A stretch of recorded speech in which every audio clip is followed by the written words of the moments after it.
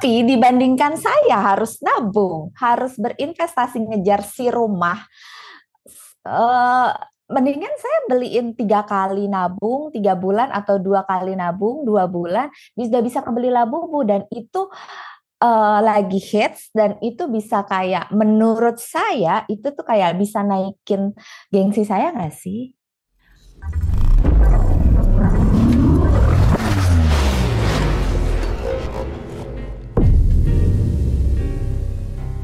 Selamat datang di Uang Bicara, Certified Financial Planner Mbak Gita Arga Sasmita. Hai Mbak. Halo Mbak Puri, selamat siang. Selamat siang, makasih loh udah nyempet-nyempetin nih ngobrol. Ini direkam hari Senin siang, tuh. Lagi sibuk-sibuknya biasanya ya di hari kita Senin. ngobrol, iya nih. Ini langsung tembak aja ya. Biar kita paham sebenarnya dari perspektif TFP gitu. Sekarang ada buzzword yang sering diomongin, doom spending. Yes. Terus ada, dan ini tuh biasanya berkaitan dengan kata-kata lain seperti kidults, kid adults. Jadi, jadi katanya orang dewasa, duitnya orang dewasa, tapi belanjanya kayak anak-anak gitu. Terus banyak ya istilahnya ya. Istilahnya banyak. Terus biasanya kalau kita ngomongin doom spending, ini nanti akan ada kata-kata seperti ini, affordable luxuries. Coba ya udah sekarang berguru dulu sama ahlinya. Jadi doom spending tuh apa sebenarnya? Oke Mbak Puri. Jadi biasanya kita tuh sangat kalau misalnya ngomongin spending tuh ngomonginnya tentang barang atau jenis yang kita beli gitu kan.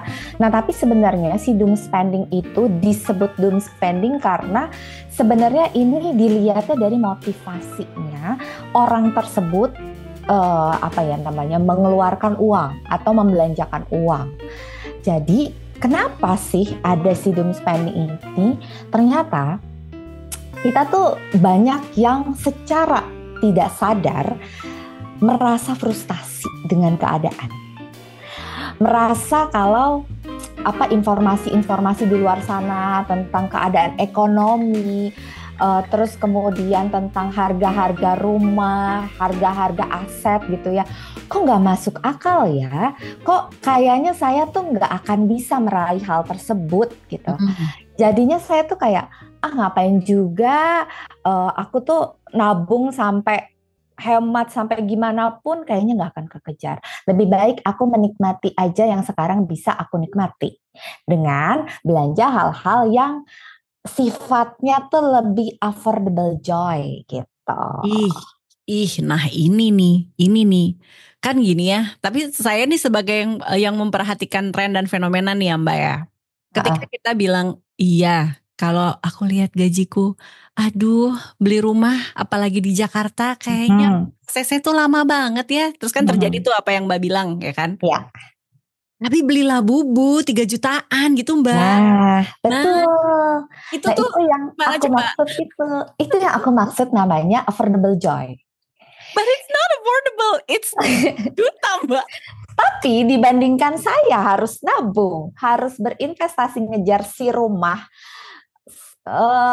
mendingan saya beliin 3 kali nabung 3 bulan atau 2 kali nabung 2 bulan, bisa kebeli Labubu dan itu lagi hits dan itu bisa kayak menurut saya itu tuh kayak bisa naikin gengsi saya nggak sih kalau punya itu?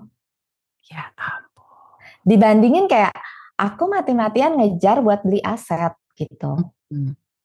Jadi itu ada sesuatu yang bikin kita sebenarnya frustasi dengan keadaan ini. Oke. Sehingga memilih untuk menolak kenyataan.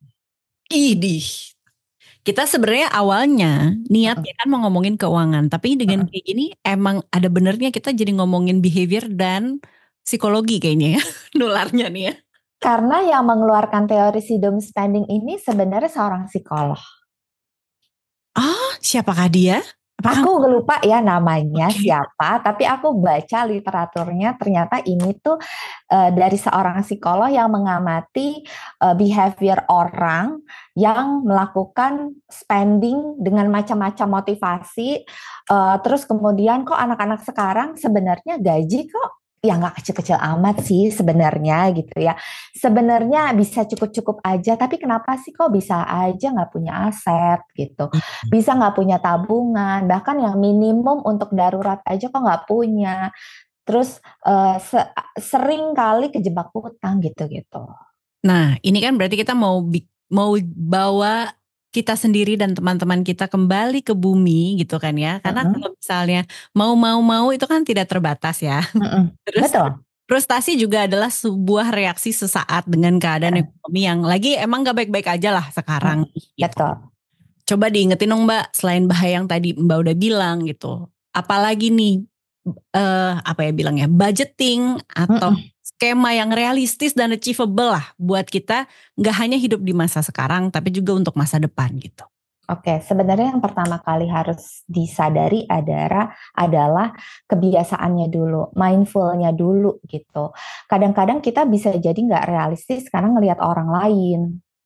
Karena kita kan sebenarnya generasi sekarang itu hidup di zaman sekarang tuh jauh lebih sulit daripada zaman orang tua kita dulu. uh, Orang tua kita dulu tuh bisa lebih apa ya namanya lebih cepat ngumpulin aset gitu ya karena belum ada sosial media misalnya sehingga walaupun pengetahuan keuangannya lebih minim daripada kita tapi tidak dijejali apa namanya ya perbandingan kehidupan antara kita sama orang lain, perbandingan kesuksesan antara kita sama orang lain. Nah, Iya. kita tuh susah memisahkan antara mimpi sama realita gitu. Iya. Nah, itu dulu tuh. Jadi balik lagi, oh saya tuh gajinya segini. Kemampuan saya, source saya itu dalam keuangan ada gaji, ada THR, ada bonus misalnya gitu ya. Nah ini tuh berapa ya? Lalu kemudian baru kira-kira dengan kemampuan atau dengan gaji saya segini, saya tuh bisa hidup di standar hidup berapa ya? Oke, berarti ini masuk, oh saya nggak tahu Mbak Gita standar hidupnya kalau gajinya UMR di Jakarta berapa sih? Atau gajinya 10 juta tuh berapa sih di Jakarta? Oke, masuk lagi ke baru nih namanya angka-angka kehidupannya, angka-angka budgetingnya. Angka-angka kehidupannya itu adalah kalau untuk agak beda nih antara yang gajinya UMR sama yang gajinya di atas 7 juta. Jadi kalau misalnya gajinya di bawah 7 juta itu aku memohon sekali untuk please tidak boleh ada budget untuk nyicil. Karena kehidupan kita itu mahal. Terutama orang yang hidup di Jabodetabek gitu ya. Kenapa coba kenapa di highlight kenapa jangan nyicil? Oke. Karena angkanya itu adalah sebenarnya ya sering dibilang bahwa angkanya itu adalah minimal 10% deh nabung gitu. Terus udah gitu 20% bisa buat senang-senang, 30% buat cicilan, terus 40% ya, 40% itu bisa buat living. Bayangkan hidup di Jakarta, hidup di Jabodetabek, gaji di bawah 7 juta atau UMR, ada cicilan 30%. Susah banget buat living. Itulah kenapa alasannya kenapa kita nggak bisa nabung atau menghindari nabung karena gila nabung dari mana? Habis. Betul. Karena udah buat cicilan. Dibanding buat cicilan, mendingan buat senang-senang aja, buat happiness diri sendiri, menghibur gitu ya. Ada kok nih apa namanya aku kasih budget 20% untuk senang-senang tuh dari gaji tersebut. Sebenarnya sih ini subjektif sekali, tapi ini dari pengalaman bahwa ketika ada angka 30% itu masuk ke apa namanya ke gaji kita yang kisarannya UMR ini, wah itu kehidupan akan berat banget. Walaupun itu hutang yang produktif ya. Oh, nah baru saya mau nanya ini cicilan atau utang yang dimaksud itu adalah cicilan misalnya kan beli barang pakai kredit card 0%. Wah, kayaknya oke banget nih. Itu kan cicilan. Atau ya memang kalau hal-hal lain yang lebih produktif adalah ya beli laptop untuk kerja gitu misalnya. Betul. Itu apapun intinya kalau bisa jangan ya Mbak gitu. Kalau bisa jangan. Kecuali menurut aku mencicil berhutang itu adalah untuk orang-orang yang punya kekuatan mental tertentu. Kenapa? Karena nyicil itu enak, adiktif. kayak kita makan gula, itu seneng, mau lagi, mau lagi, mau lagi. Ih, enak ya ternyata punya handphone 20 juta bisa dicicil 24 kali. Aku nggak harus puasa untuk bisa Langsung dapet like. nabung, langsung dapet gitu. Cicilannya masih 500.000. Kecil lah itu buat aku. Masih bisa lah aku nambah-nambah 300.000, 200.000, 100.000. Sampai kita nggak sadar bahwa, wow, sudah banyak. Permasalahannya kita tuh nggak suka ngitung, nggak suka nulis, nggak suka nyatet gitu. Jadi napas dulu. Jadi rasanya ketika dimulai dengan source yang masih sedikit, masih terbatas, itu kita kayak udah dihantam sama cobaan yang maha berat tuh, dengan cobaan yang rasanya enak. Jadi nggak kerasa seperti cobaan. Oke. Makasih dong udah diingetin. Bahayanya tadi nyicilnya gitu ya. Nah sekarang tapi kan kita realistis, tadi Mbak bilang mendingan dibenerin bener dibajetin aja si pot happiness-nya gitu, untuk punya hobi, untuk ya hiburan diri lah gitu ya, mau nonton bioskop, nonton konser segala macam. Nah itu tuh saya nggak nanya tips menabungnya saja, tapi kayak behaviornya gitu loh Mbak. Dengan sekarang film baru ada aja gitu, konser merajalela gitu. Ya kalau dihitung sebenarnya not bad juga. Kalau orang bisa beli Labubu, pasti dia nonton festival 300.000 tuh masih oke. Cincai lah ya. Cincai lah. Jadi aku pengen ngulik lagi sih Mbak, gimana bahwa dari yang kita ketahui tadi, misalnya pastinya 20% nih untuk senang-senang gitu ya. Memang kita komit ke situ dan tidak ada bocor halus dalam bentuk lain nih. Ya, oke. Jadi penting juga, ini lebih ke behavior tadi, terus mengenal diri sendiri itu penting banget. Apa sih yang bisa membuat kamu tuh paling bahagia? Itu penting banget. Fokusin pengeluaran itu untuk sesuatu yang bikin kamu tuh paling bahagia. Karena source kita terbatas, sekali lagi. Gaji ya segitu-gitu aja setiap bulan, sampai nanti ada promosi kenaikan gaji, source-nya nambah gitu ya. Tapi kan tiap bulan gaji segitu-gitu aja. Mau A, B, C, D, E, F, G, banyak banget. Keinginan tuh nggak terbatas. Ya justru harus kita yang kontrol, ngebatasin diri. Tapi saya nggak tahu gimana cara ngebatasinnya. Ketahui, finding apa sih yang paling bikin kamu tuh bahagia gitu. Misalnya, oke, mengkoleksi barang lucu adalah sumber kebahagiaanku. Kalau dilihat-lihat sebenarnya level of happiness-nya, aku sih lebih senang punya barang nih daripada kayak nonton konser. Oke, berarti aku fokusin untuk belanja-belanja aja ya deh yang punya barang-barang lucu gitu. Terus ada klienku dulu bilang gini, pokoknya kalau urusan senang-senang yang traveling, gue nggak mau dipotong-potong budgetnya. Pokoknya gue maunya liburan itu fancy karena gue udah kerja capek-capek. Oke, boleh. Pesawat kelas bisnis, hotel paling bagus, boleh gitu. Tapi yang lainnya kamu perlu nggak barang-barang ini? Ini kamu levelnya tuh lebih senang mana nih, antara punya barang-barang ini atau liburannya? Dipikirin dulu. Apa ya? Oh ternyata liburannya deh. Kalau barang-barangnya kayaknya nggak terlalu oke. Kurangin intensitas untuk membeli barang-barangnya. Oke. Nanti nih kalau misalnya dapat bonus, dapat THR, udah lama kali ya setahun nggak beli barang-barang, mau beli belanja sesekali gitu. Oke. Cari sesuatu yang emang kamu tuh suka banget. Karena kalau kita belanja tiap bulan nih, benda-benda kecil, remeh-temeh segala macem, emang kita menikmati banget nggak sih itu? Ketika kita punya, ternyata ada event baru nih, nggak punya baju rasanya, padahal udah satu lemari gitu. Itu karena ketika membeli kita tuh nggak mindful, kita tuh nggak bahagia-bahagia banget pas kita punya barang itu. Itu kita harus bisa melihat takaran kalau kita beli ini berapa level happiness kebahagiaannya ya. Iya. Berarti yang lain harus ngalah gitu kan. Iya, betul. Atau yang kecil tapi ternyata nggak fulfilling juga ya, nggak terlalu bikin hati penuh, jadi buat apa gitu kan. Oke. Wah gila, keren. Nah ini pertanyaan berikutnya nih Mbak.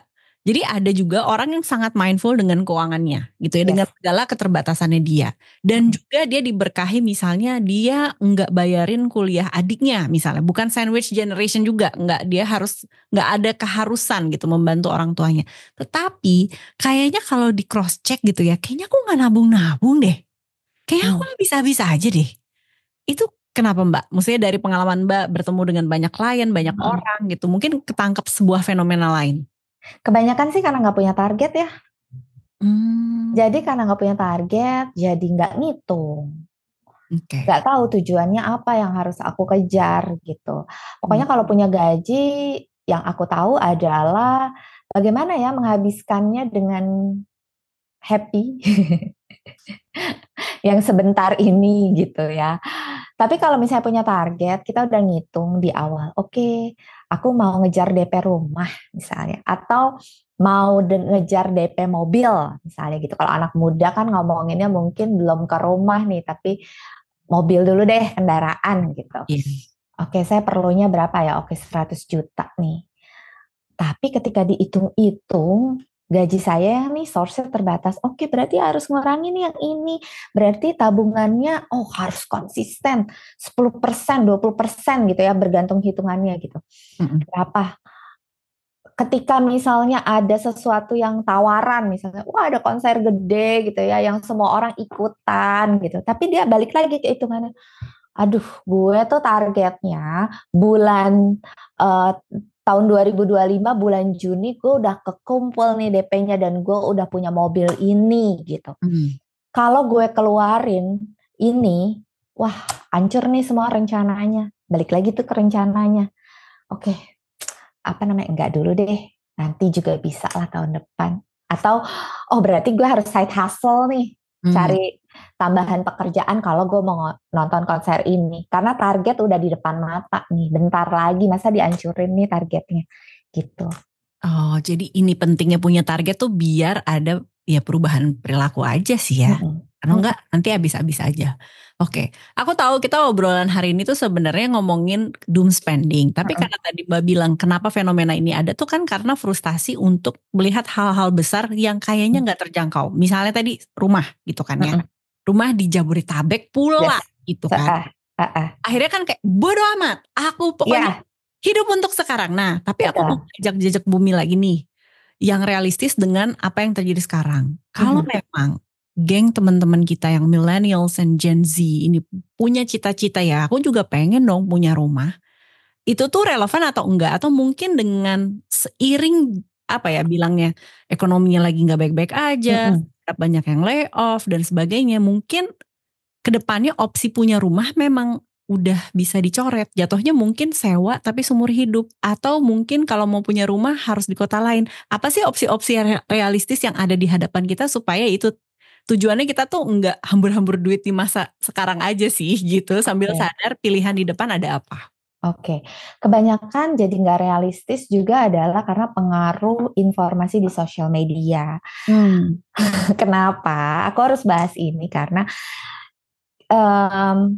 habit orang-orang sekarang tuh jadi berbeda karena sosial media tuh kan cepet banget ya. Kita tuh nggak betah untuk bisa nonton video yang bahkan 3 menit aja tuh nggak betah. 1 menit deh nggak betah gitu. Langsung scroll. Itu yang bikin kita tuh pengennya instan, cepet. Nggak ketika ada kesulitan sedikit kita kayak udah ini bukan opsi yang tepat. Padahal mungkin itu bagian dari proses. Nah, sama juga memilih rumah, aku suka ngelihat gini. Kita tuh suka diojok-ojok gitu ya.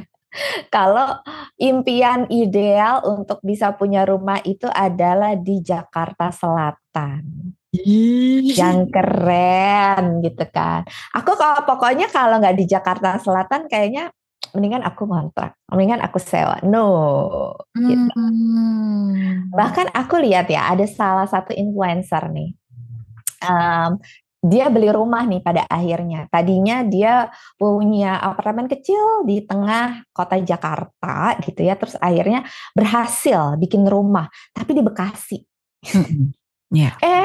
Aku kaget ngeliat komen-komennya. Ih kok di Bekasi sih? Terus kayak apa ya namanya, kayak di planet lain gitu-gitu lah pokoknya gitu. Sedih aku. Padahal itu kan bagian dari proses orang ya.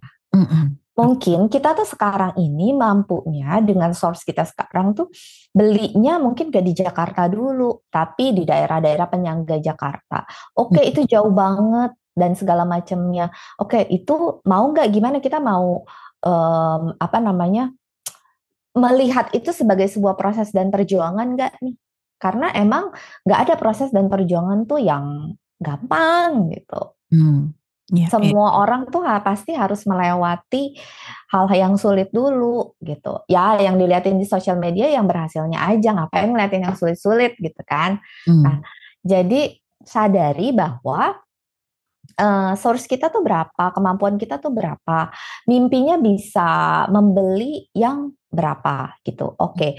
Nah, kalau misalnya kayaknya kalau misalnya terlalu jauh aku nggak mau deh. Oke, berarti opsinya harus dirubah kan. Opsinya itu apa mungkin untuk bisa tetap punya aset di luar kota. Itu bisa aja memungkinkan, tapi kita juga harus punya rencana. Dengan aset di luar kota ini biayanya gimana? Akan lebih besar nggak? Terus akan kita apain nih?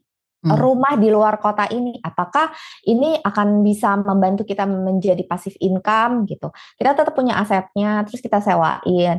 Uang bulanan atau uang tahunannya itu bisa membantu kehidupan kita, nambahin income kita, terus atau kita investasiin lagi atau gimana. Jadi opsi-opsi tersebut tuh bisa aja, bisa banget.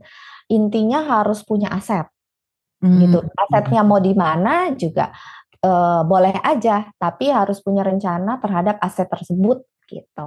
Oke, jadi kata kuncinya nih punya aset nggak gitu. Itu kan rencana berikutnya ya, next levelnya gitu.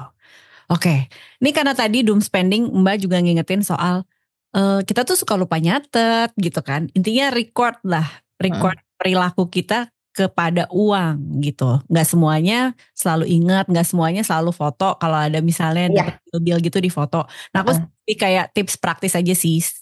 Pilihan-pilihan lah buat kita selalu ngecek. Oh iya, spendingnya udah segini. Oh ya deh lebih lagi. Nah kayak gitu tuh gimana nih? Kabar baiknya aku juga nggak suka nyatet. Tapi jadinya aku lebih mindful ketika terima uang. Oh. Jadi ketika terima uang itu langsung tuh dibedah, langsung dibagi-bagi gitu. Aku selalu bilang kalau pemisahan rekening itu adalah hal yang hal yang penting banget. Misahin rekening terutama hal-hal yang kayak hiburan gitu. Oke. Ini tuh ibaratnya kalau misalnya kita mau ke pasar bawa dompet atau ke mall bawa dompet, kita isiin dulu 1 juta. Terus kita bisa dengan bebas kan untuk belanja ini, belanja itu ke toko keluar masuk gitu. Tapi kan kita harus lihat selalu dompet kita. Anggaplah nggak punya kartu ya. Masih cukup nggak ya uangnya? Nah, itu sama ketika pemisahan rekening, misalnya 20% nih kita sisihin, ada 2 juta di rekening kita, yang khusus hiburan, yang khusus playing gitu ya. Kalau mau apa-apa yang berhubungan sama hal-hal yang sekunder tadi, lihat dulu, oke, masih 2 juta, oke, keluarin. Oke, masih ada nih, sisanya masih banyak, oke, boleh untuk dijajanin gitu ya. Tapi misalnya udah dikit-dikit, berarti kan harus, ini perlu nggak ya? Ini masih setengah bulan lagi, cukup nggak ya untuk senang-senang sampai akhir bulan gitu. Dengan dipisahin rekening itu tuh kita bisa jadi lebih aware sama jumlah di rekening kita, jadi bisa ada rem gitu. Kebanyakan orang itu gajian di situ, pengeluaran di situ, semua di situ ditumpuk. Jadi akhirnya kayak, uang aku masih banyak. Padahal belum bayar bill A, B, C gitu ya.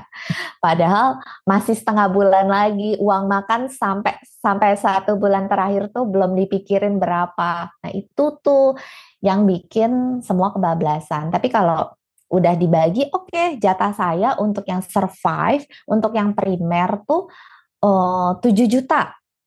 Untuk yang nabung 1 juta misalnya, aku nggak nagih banyak-banyak deh, 1 juta aja deh, 1 juta, 2 jutanya untuk happy-happy gitu. Udah dibagi tuh 3. Jadi kita udah tahu, oh ini tuh ngambilnya dari sini, ini tuh ngambilnya dari sini gitu. Masing-masing udah ada takarannya gitu.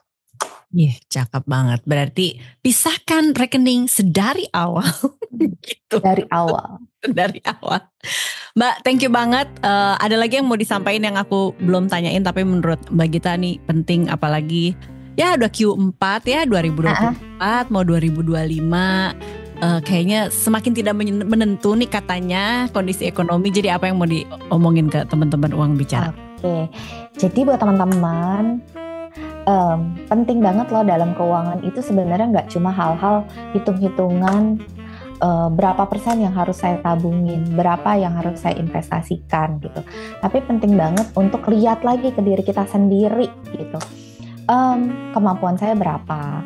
Terus kemudian menyadari mimpi-mimpi kamu tuh harus diwujudkan dan dideskripsikan secara jelas sehingga kamu tuh punya target gitu. Ketika kamu punya target, itu pasti akan motivasi untuk mengejarnya itu jadi akan lebih jelas dan jadi akan lebih gampang untuk bisa nabung sama investasi gitu. Itulah ya kan siraman rohani dari Mbak. Mbak, thank you banget. Mudah-mudahan ada lain kali, jangan kapok ya. Kita akan bikin episode berikutnya yang pasti nyambung dengan apa yang Mbak Gita jalani sehari-hari. Gak sabar, mudah-mudahan bisa janjian lagi. Thank you Mbak Puri. Sampai ketemu lagi. Sampai ketemu.